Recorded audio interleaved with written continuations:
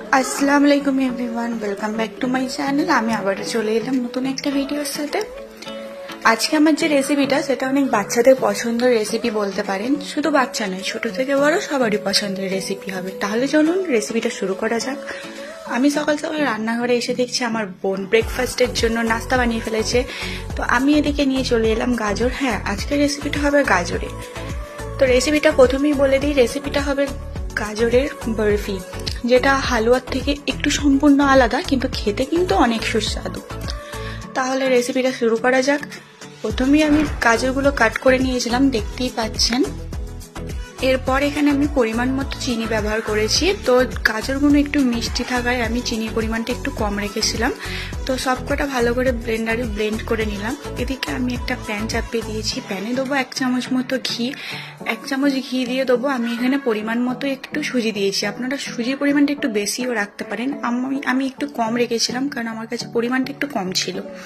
তো সুজিটা হালকা করে নাড়াচাড়া করে ফ্রাই করে নেবো। তো এটা যখন হালকা লাল লাল করে ফ্রাই হয়ে যাবে তখন আমি এখানে ব্লেন্ড করে রাখা গাজরগুলো দিয়ে দেবো। তো সম্পূর্ণ ব্লেন্ড করে রাখা গাজরটা আমি এবার এখানে দিয়ে দিলাম। দিয়ে দেওয়ার পর আমি এটাকে এবার ভালো করে মিক্স করে নেবো। আর এটার কাজ হচ্ছে অনবরত নাড়াচাড়া করা। আর হ্যাঁ, এটার কিন্তু গ্যাসের ফ্লেমটা অলমোস্ট মিডিয়ামে রাখতে হবে। তো মিডিয়ামে রেখেই আমি কিন্তু এখন করছি। তারপরে কিছুক্ষণ আমি নাড়াচাড়া করে নিলাম। এটা একটু জলটা ড্রাই হওয়ার অপেক্ষায় থাকতে হবে। কাঁচা যে ভাবটা, সেই ভাবটা যতক্ষণ না একটু যাচ্ছে তার অপেক্ষায় থাকতে হবে। তো এটা অনবরত আমি নাড়াচাড়া করলাম, 5 থেকে 6 মিনিট এটা নাড়াচাড়া করলাম। তারপরে এখানে কিন্তু আমি 3-4টে মতো এলাচ গুঁড়ো করে ওপর দিয়ে দিয়ে দেবো। আপনারা পুরো মিক্স করে গুঁড়ো করেও দিতে পারেন, আমি জাস্ট এরকম করেই দিয়েছি। তারপরেও এটা অনবরত নাড়াচাড়া করব। তো নাড়াচাড়া করার পর এখানে আমি একটু টেস্ট করে নেবো যে চিনির পরিমাণটা কীরকম আছে। আমার এখানে চিনির পরিমাণটা মিষ্টিটা একটু কম লাগছে, তাই আমি এখানে কিছুটা পরিমাণ চিনি অ্যাড করব। আপনারা চাইলে এর পরিবর্তে যে কনডেন্সড মিল্কটা হয় সেটাও দিতে পারেন। তো আমি এখানে চিনি অ্যাড করলাম।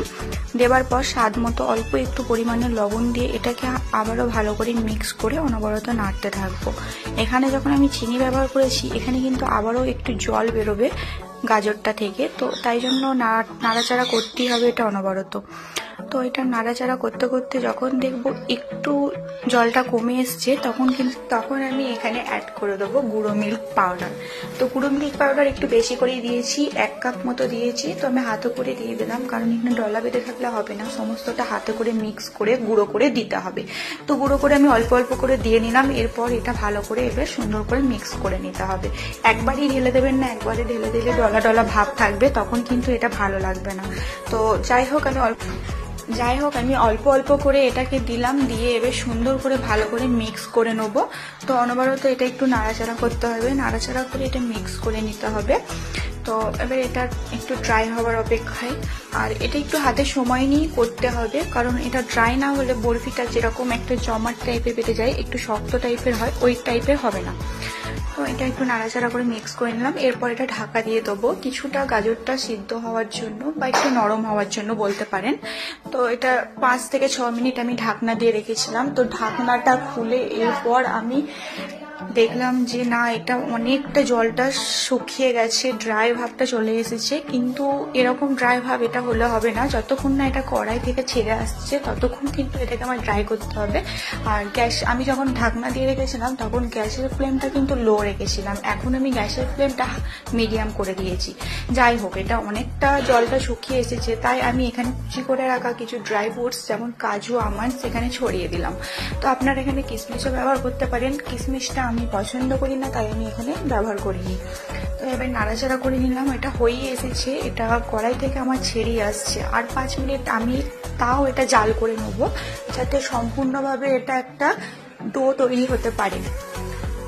তো দেখুন, এটা অলমোস্ট আমার কড়াই থেকে ছেড়ে আসছে, আমি আপনাদের দেখাচ্ছি। কিন্তু এটা তাও লাগছে, তাও আমি 5 মিনিট মতো জাল করে নেবার পর অলমোস্ট আমার এখন এটা কড়াই থেকে ছেড়ে আসছে। আমি এই পর্যায়ে গ্যাসটা অফ করে এটাকে নামিয়ে নেবো। আর হ্যাঁ, আমি যে পাত্রে এই হালুয়াটা নামাবো সেই পাত্রটা আমি আগে থাকতে ঘি মাখিয়ে রেখে নেবো। আর ওপর দিয়ে দিয়ে দেবো হালকা করে একটু গুঁড়ো মিল্ক পাউডার।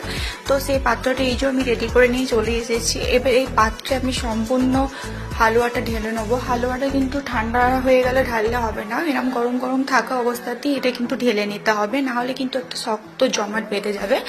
তো আমি এবার ঢেলে সুন্দর করে একটা স্কোয়ার শেপ বা চার চৌকো শেপ একটা দিয়ে নেবো। আপনারা আপনাদের মতো করে আপনারা শেপ দেবেন। তো আমি ভালো করে এটা একটু খুব পাতলা নয়, একটু মিডিয়াম সাইজ করে ভালো করে পাত্রের মধ্যে ছড়িয়ে নিলাম। ছড়িয়ে নেবার পর একটা ছুরির সাহায্যে আমি একটা চার চৌকো শেপ করে নিচ্ছি। এবার শেপটা করলে আমার কাটতে সুন্দর সুবিধা হবে। তো এটা করে নেবার পর ওপর দিয়ে আমি এখানে ড্রাই ফ্রুটস দিয়ে দিলাম, এরকম কুচি কুচি করেই দিলাম, আপনারা চাইলে গোটা গোটাও দিতে পারেন। তো একটু বেশি করেই দিলাম। তারপরে দিয়ে দেবো ওপর দিয়ে গুঁড়ো মিল্ক পাউডারটা। তো দিলে এটা একটু খেতেও ভালো লাগবে, দেখতেও সুন্দর লাগবে। তো এরপর এটাকে 1 ঘন্টা মতো পাখার হাওয়ায় সেট হতে দিতে হবে। তো এটা ততক্ষণ পাখার হাওয়ায় সেট হোক, আর আমি ততক্ষণ রান্না করার পর একটু গ্যাসটাকেও মুছে পরিষ্কার করে নিলাম, কারণ রান্না করার পর এই জিনিসটা না করলে রান্নাঘরটা সম্পূর্ণ লাগে না। ঠিক যাই হোক, এটা অনেকটা মানে শক্ত টাইপের হয়ে গেছে, ড্রাই হয়ে গেছে। আমি এই মুহূর্তে কাটতে নিয়ে চলে এলাম। এটা আমি 4 চৌকো করে পিস করলাম, আপনারা আপনাদের মতো পিস করবেন। তো আমি একটা আপনাদের তুলে দেখাচ্ছি, আপনারা দেখলেই বুঝতে পারবেন যে এটা কতটাই ইয়াম্মি হয়েছে। তো এটা দেখলে হবে না, আপনারা বাড়িতে ট্রাই করবেন। ছোটরা যদি গাজর এমনি না খেতে ভালোবাসে, এই রেসিপিটা করে দিন, স্কুলের টিফিনেও দিন, ওরা সম্পূর্ণভাবে এটা খেতে পছন্দ করবে, সাথে আপনারাও এটা খেতে পছন্দ করবেন। এটা খেতে কিন্তু অনেকটা টেস্টি হয়। তো আপনাদের রেসিপিটা কিরকম লাগলো আমাকে কমেন্টে জানাতে ভুলবেন না। আজকের মতো এইখানে, আল্লাহ হাফেজ।